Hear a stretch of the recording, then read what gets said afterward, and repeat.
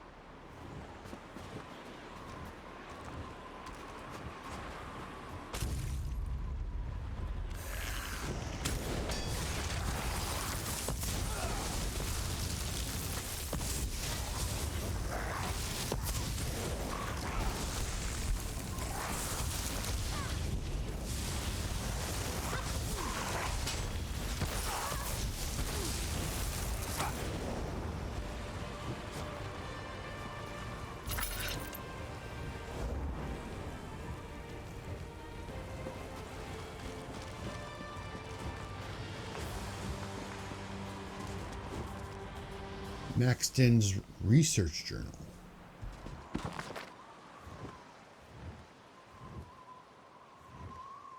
Most pages are scorched black or covered in a thick layer of ice that burns to touch. Only a few entries are eligible. I suppose I could whine or complain that my search for an education led me here, to Morthal, graciously described as a backwater on the best of days. There's not much that I would recommend to other travelers. The damp scent that wafts off the rivers pervades everything, and from the moment I arrived, the locals made clear they don't relish outsiders in their midst. Nobody acts hostile, they just keep their distance, which is fine by me. However, 3 details about this little town cause me to appreciate it ever so slightly. First, if the sun is up, the sawmill operates non-stop. It produces a loud, steady drone that helps my sleep during the day. My research into the dark practice is most efficient through the dim hours, so I welcome the ability to enjoy a full day's rest. Additionally, Morthal is precisely the hub of necromantic power that I hope for. It hums with death energy. My nightly hunt for the source should soon prove fruitful. Then, with some adjustments, I can begin the siphoning ritual. Even a partial extraction of the local power should provide enough potency for several years of study. Lastly, I met a local who has become quite the enjoyable companion. She's the daughter of the town's jarl. Although she admits to never leaving Morthal, she exhibits a strange wisdom and curiosity about the world that I admire. Her mother originally came from solitude, so perhaps she is the source of this unexpected worldliness. But most of all, I've found that she's kind. We spend quite a bit of time together, and I've told her about the nature of my investigations. She did not recoil in disgust as many would. Instead, she promised to keep my secret and assist where possible. I confess that I look forward to spending more time with her. Feel like I'm much closer to determining the necromantic source around the town. Last night I wandered east while testing the soil for traces of Mortis energy. The new moon's next week should properly amplify the ambient resonances. Tracking the locus should be easy during that period. While in the woods, we saw a figure standing in the distance. She watched us but did not move. Freywin called her a clever woman, a local term for hedge mages. For the first time since my arrival, I grew nervous. Interference from some nosy old crone is the last thing I need right now. Oh yes, Freywin joined me on this trip. She had to sneak out from her house, which I found endearing. I enjoy her presence. No one could ever accuse me of being a romantic, but walking under the stars with her felt precious. Refer to them as the Kingstag ruins. No one that I have asked knows anything about their history, but without a doubt it contains powerful spiritual emanations. I must adjust the Lenovo siphoning ritual for the sheer volume of energy, but those calculations should be simple enough. Perhaps Freywin would agree to be the living attractant. I planned on using a wolf or some other nearby wildlife, but a born and raised native to these lands would be more effective. Lenovo claimed that his attractant suffered no ill effects.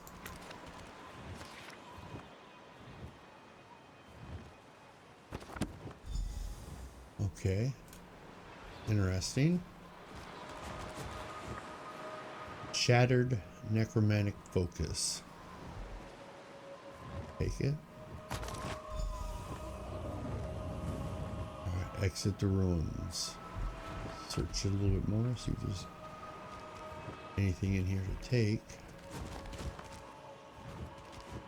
Doesn't look like it. Alright. Get out of here.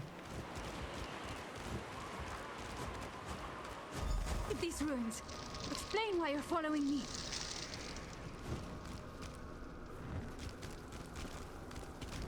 Freywin. Who are you? And why do you pursue me? First at Havel's farm, and now you emerge unscathed from these accursed ruins. If Maxton sent you to bring me back to her, I won't go. Everyone should just stay away before I kill them as well. Everyone thinks you're dead. I'm seeking the cause of a curse turning people into zombies. No, I still live. For now. The curse I carry will kill me soon enough. I only hope to die close to home. I didn't want to destroy any more lives, or watch memories from my life resurrected to taunt me. How do we stop your curse? Its power grows as it feeds off my life energy. The curse ends once I am gone. I only wish I could say goodbye to my parents. I know it is not my place to ask favors, but could you bring my mother a message? Tell her I'm sorry for everything. I will convey your message to Lady Ninetha. Thank you, stranger. Please bring her this locket so she knows the message is from me. Tell Mother not to worry. There's a place I love nearby where I can watch the good people of Morthal live their lives. I can be happy there in my final moments. Why did Maxton curse you like this? This was not what she planned. Maxton believed she could improve her magical ability by communing with the powerful spirits that inhabit Kienstag ruins. She asked my help with performing a summoning ritual, but it went horribly wrong. What happened? Maxton misjudged the ritual's difficulty.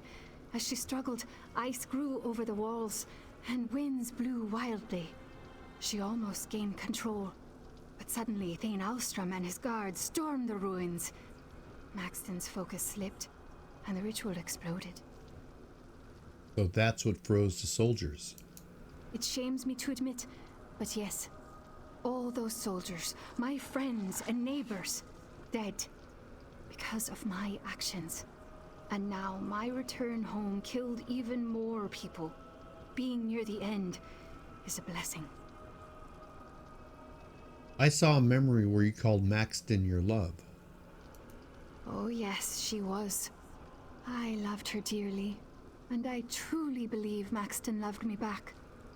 When she realized she'd accidentally cursed me, she swore to find a cure. But as time went on, growing her necromantic power became her only interest. So she never actually kidnapped you. Is that what they say? No. I willingly joined her ritual, which makes me just as guilty for all this death. Maybe I should have convinced her not to chase so much power. We might still be together then.